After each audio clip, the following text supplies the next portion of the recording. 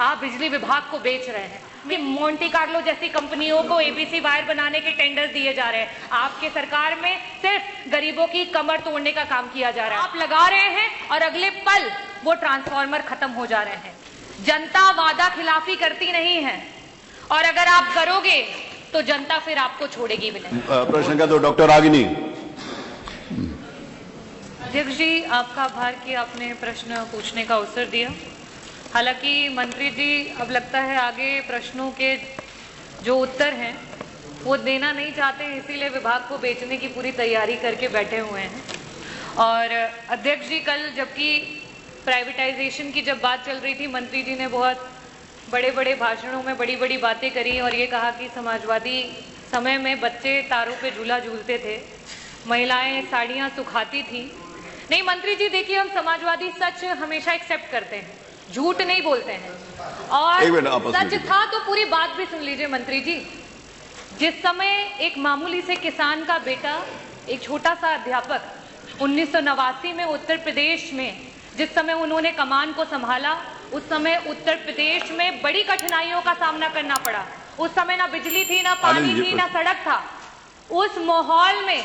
उस माहौल से लेकर के जब आप लोग 2017 में आपने सरकार बनाई है, समाजवादियों ने आपको 17,000 मेगावाट का उत्पादन करके आपको यहां पे पहुंचाया।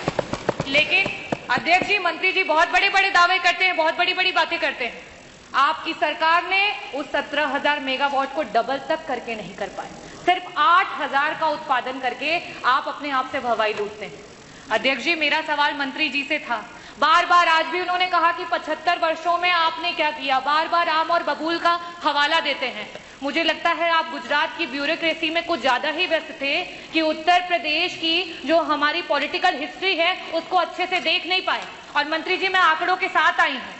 1989 में जब समाजवादी पार्टी की पहली बार सरकार बनी, तब से लेकर के 1989 से 1992 तक 2 वर्ष के लिए सिर्फ सरकार रही। उसके बाद 93 से लेकर के 95, फिर 2003 से लेकर के 2007 और पहली बार पूरी पंचवर्षीय की जो सरकार रही जिसमें माननीय श्री अखिलेश यादव जी बतौर मुख्यमंत्री जिन्होंने कार्य किया, अपने विजनरी विजन को लेकर के, लीडरशिप को लेकर के पूरे उत्तर प्रदेश को जिस तरीके से उत्पादन बढ़ा करके और बिजली की व्यवस्था को अच्छा किया, वो आज आप उसी की देन है कि यहाँ पे कुछ काम कर पा रहे हैं। और आप क्या कर रहे हैं? आप बिजली विभाग को बेच रहे हैं। मेरा बहुत ही सिंपल सा प्रश्न था आपसे कि जो ट्रांसफार्मर आए दिन क्षतिग्रस्त हो रहे हैं, आप लगा रहे हैं और अगले पल वो ट्रांसफार्मर खत्म हो जा रहे हैं, उनके लिए आपने क्या किया?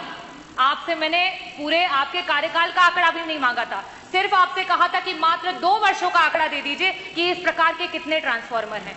और बड़े खेद के साथ बताऊंगी कि उस आंकड़े में सिर्फ उत्तर आया 1%। क्या मानूं इस 1% को? हजारों में मानूं, लाखों में मानूं या करोड़ों में मानूं?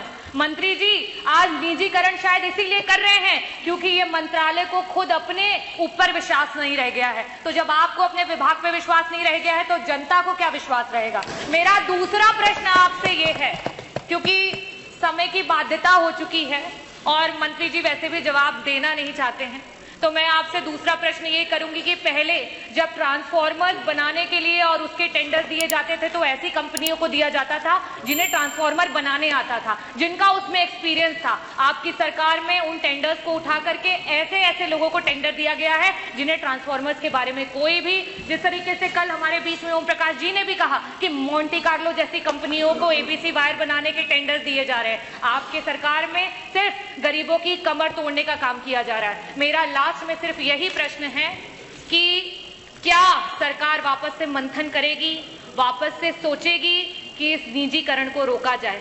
किस तरीके से निजीकरण को रोक करके अपने आप को मौका दीजिए, अपनी सरकार को एक बार मौका दीजिए, क्योंकि